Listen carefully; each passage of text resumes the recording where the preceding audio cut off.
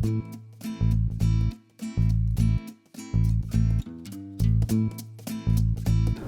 morning. Today we are joined by the director and members of our Environmental Control Board and some community partners that have worked with this city to clean up and beautify Baltimore. We all know that Baltimore is challenged with a trash problem. It didn't happen overnight and it can't be corrected overnight. But this is a problem that is being addressed through a partnership between the city and residents that live, work, and play in our communities. We can't fix our trash problem without working together. I'm surrounded this morning by leaders in several different communities within our city who are working with us to solve our trash problem with the support of our Be More Beautiful program. Be More Beautiful, for those of you who are unfamiliar, is a city peer-to-peer beautification program. The goal of the program is to work with neighborhood organizations to encourage students, residents, businesses, and organizations to become directly involved in activities and projects that will keep their neighborhoods clean and beautiful. I'm now going to introduce Rebecca Woods, Executive Director of the Environmental Control Board, to speak more about the Be More Beautiful program and how we accomplish this goal. Thank you, Mr. Mayor. Be More Beautiful, as the mayor said, is the city's peer-to-peer beautification program, and the goal of the program is to support residents, businesses, and community organizations in their efforts to keep their neighborhood beautiful. This program is completely powered by residents who want to improve their neighborhood block by block and lot by lot. Residents participating in the Be More Beautiful program sign a pledge, and they're committing to picking up litter in the front and back of their home, calling 311 to report things like illegal dumping, educating neighbors on the importance of keeping our city beautiful, and participating in activities that improve the appearance of their neighborhood. Since the start of the program, 1,524 residents have signed that pledge and are committed to keeping Baltimore clean. Together with our community partners, Be More Beautiful is addressing community cleanliness through 3 opportunities, and you'll hear about those opportunities from some of our residents here this morning. The Love Your Block Grants, which is a small beautification grant available to participating communities. The Care Lot Grant, which provides funding to organizations to cut and maintain up to 25 vacant lots within their community. This growth season, we have 587 lots that are being maintained by community organizations. And then the third opportunity is the Say Yes program, which stands for Youth Environmental Stewards, and you see some of our participants here this morning. And those youth participants are paid to participate in a 10-week program. So some of our residents are here this morning, and I'm going to introduce them. Is Greta Wills here this morning? Greta, come on up. And Rocky Brown from Bocheck Madison East End. Greta Wills is from the Kevin L. Cooper Foundation, and they're going to speak about our Say Yes program. Good morning. Good morning. Good morning. My name is Reverend Dr. Greta Wallace from the Kevin L. Cooper Foundation. It has truly been a pleasure for the past 2 years to work with the Be More Beautiful program.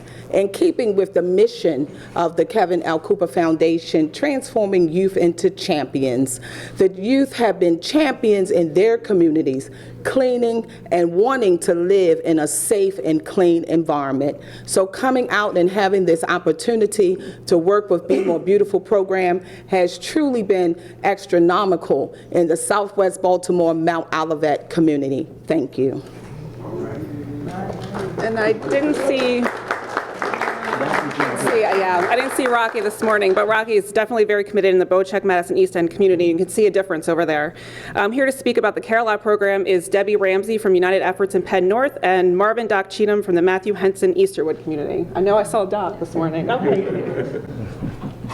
Good morning, everyone. It is truly a privilege. I'm here representing the Penn North community. As a nonprofit, we have been able to engage the community with the cleanup efforts.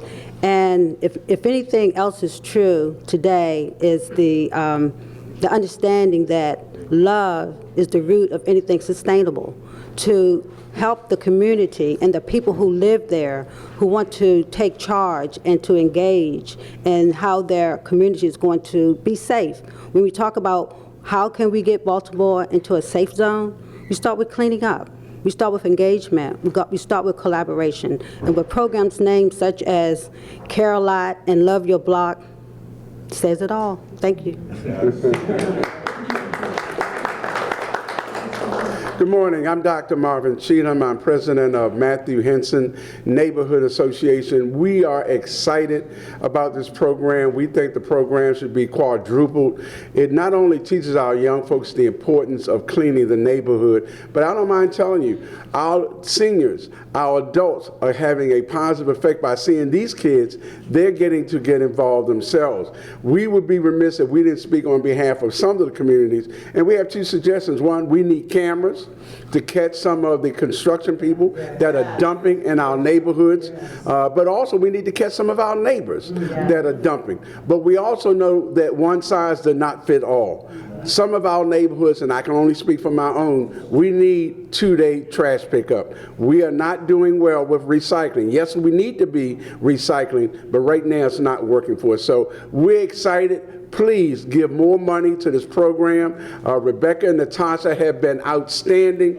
We need more funding. Thanks, Don. I do see Rocky. Come on up, Rocky.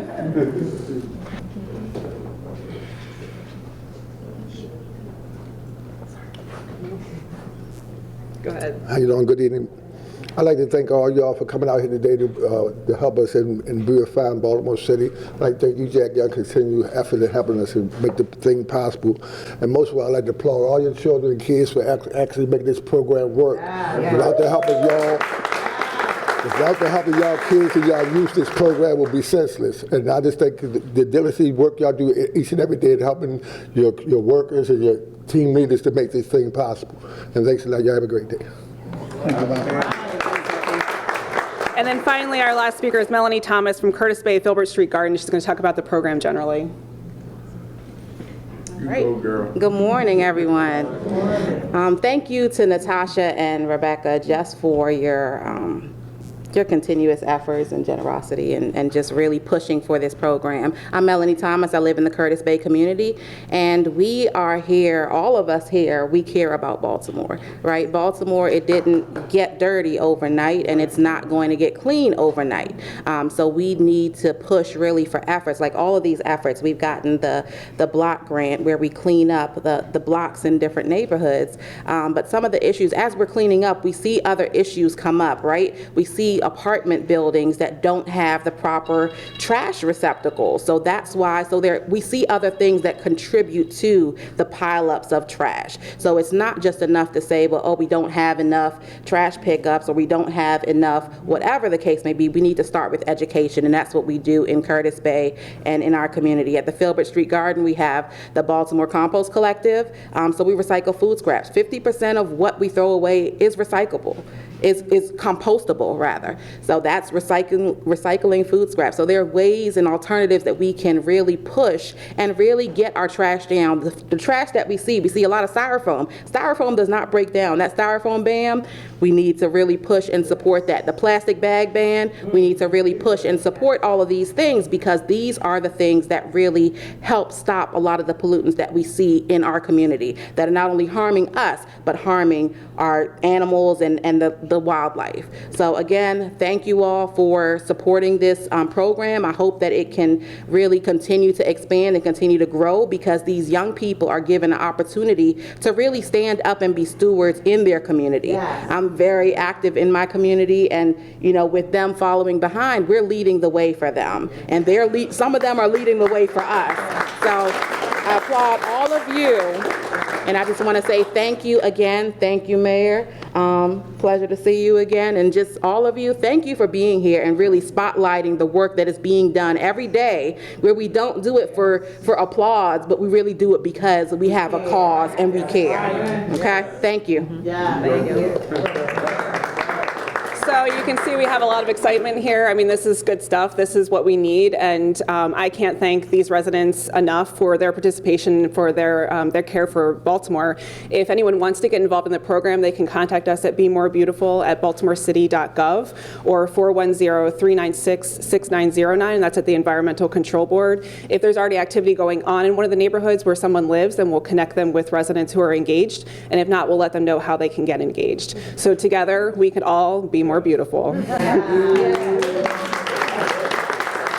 Rebecca, I want to thank you. I want to thank all the community leaders, all the young people who care about our city, to continue to let your peers know that we must clean up our city. We must stop throwing trash on the ground, but we must make sure that we clean up our city to make our city a beautiful city. So again, Rebecca, thank you, and thank you to all the teams. Thank you. Mr. Mayor.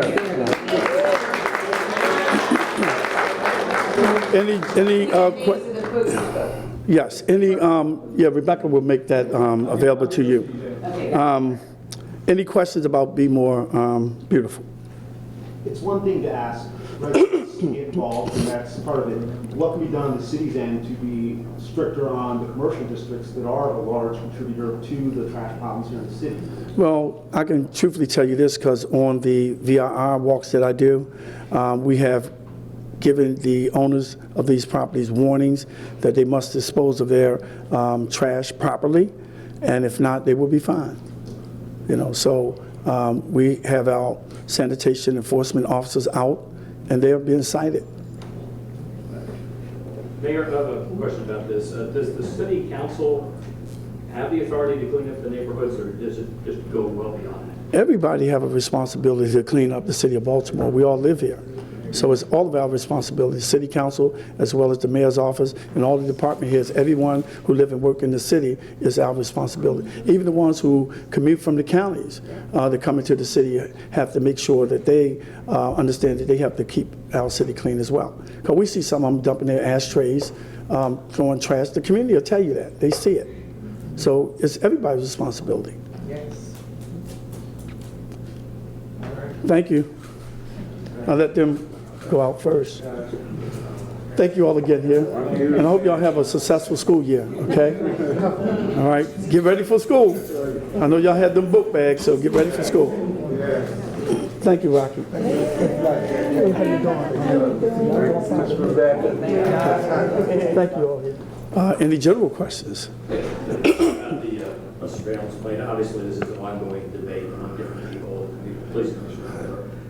Do you anticipate that the surveillance plane will be coming up as this topic of discussion? Well, you know, I think that the commissioner have already made a statement about that, and I stand by the commissioner. Do you support the plan? I stand by the commissioner and what he deemed as a part of his crime fighting strategy, and I'm not going to supersede what he wants to do. And so that's a decision he's going to have to make. If he wants to use this program, you're okay with that? If he wants to use it, it's up to him. Do you have any opinion about the surveillance plan? I have no opinion about the surveillance plan, none at all. We dealt with that in the council. Most of you was there, and you heard what the community said. Last week at the Baltimore Development Corporation meeting, one of their own board members kind of expressed its aspiration about the fact that they're not even sure what the organization's mission is anymore. Who said that? Don't want to put the woman's name, but it was a board member, and she expressed that what is our BDC, you said? yeah, BDC. Their mission really haven't changed, with the exception, I told them I want them to be more focused on community development in areas of the city where they haven't seen development in decades. So if she don't know what her mission or why is she on the board, because she should know, and she should be driving the mission as well. She didn't understand. She said it was mushy as far as the... I don't know who she is. I'm trying to think, it was the Hopkins president. I don't know who she is. But We'll find out. the question I would The mission have not changed from the mission that's on their website. Same mission, with the exception that I said that I want to see more activities in our communities, development in our communities. And that's the only thing. I think we are seeing some of it, yeah. And are they putting appropriate effort into attracting and retaining businesses? Yes, that's what they do all the time. Mayor, I had a question about the 311 system.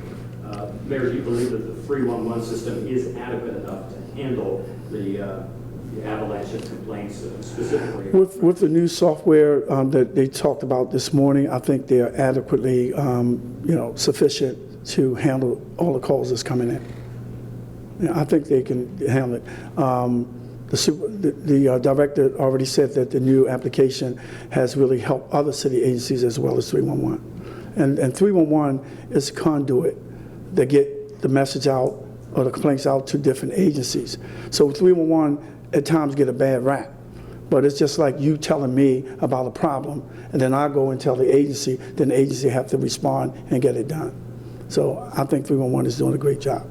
You know, traffic can be really bad in the city at times. We just had Pratt Street reopen after that water main break. What do you think about having that Shriners Parade right in the middle of rush hour, the fact that got? Well, you know, they've been having parades in the middle of rush hour ever since I've been born. I mean, it's just something that we do. And people just have to, you know, change where they have to drive. I have no problem with parades. I wish we could do more, because that's what the citizens want to see. More parades, more activities, so they can feel safe, so they can enjoy themselves, and I think parades help with all of that. You know, anything else on like a morning, a weekend? It doesn't really matter. You know, we have the marathon that runs through the city, you know, and there's no problems. But the marathon's on a Saturday. I mean, it doesn't matter what day it is. It's still the day. It really doesn't matter. It doesn't matter. Why does the Office of Children and Family Success need an ethics exemption when you have a children's fund of $25 million sitting in it? Because that's two separate entities. Okay, it cannot supplant city agencies, so they have to go out and raise money themselves.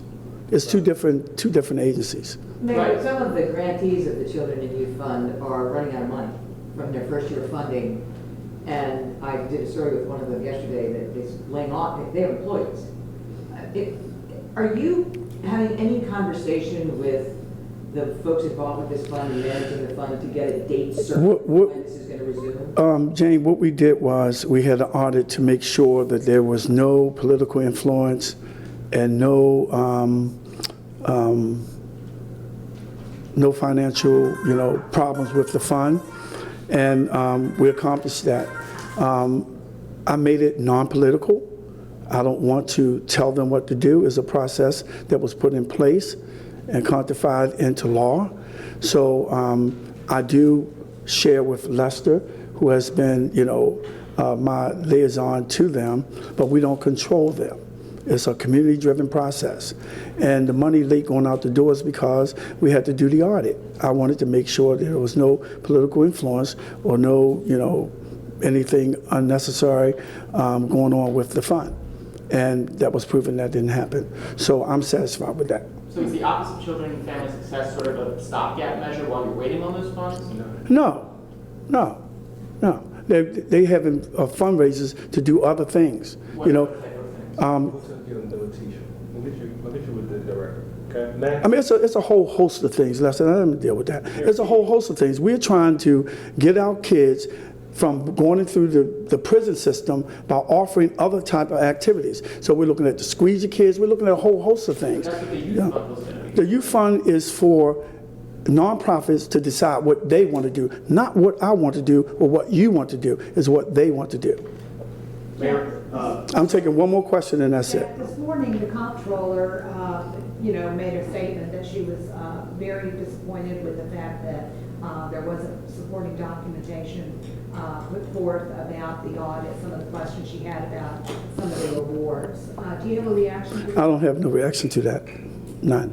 None. No, I'm satisfied with the audit that was taking place. There was no political influence at all, and that's what I wanted to find out. Thank you.